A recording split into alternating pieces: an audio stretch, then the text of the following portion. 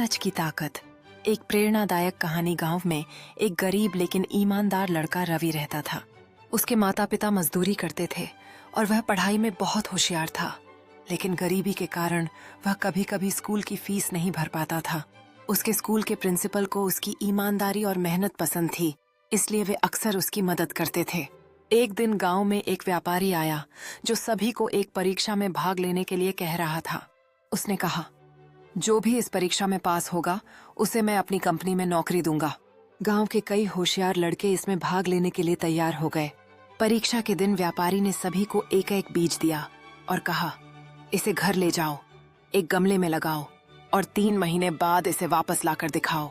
जिसका पौधा सबसे अच्छा होगा उसे मैं नौकरी दूंगा। रवि भी बीज लेकर घर आया और बहुत प्यार से उसे गमले में लगाया। वह रोज पानी देता और धूप में रखता, लेकिन हफ्ते बीतते गए और बीज से कोई पौधा नहीं निकला। वह चिंतित था, लेकिन उसने हार नहीं मानी। 3 महीने बाद सभी लड़के अपने अपने गमलों के साथ व्यापारी के पास पहुंचे।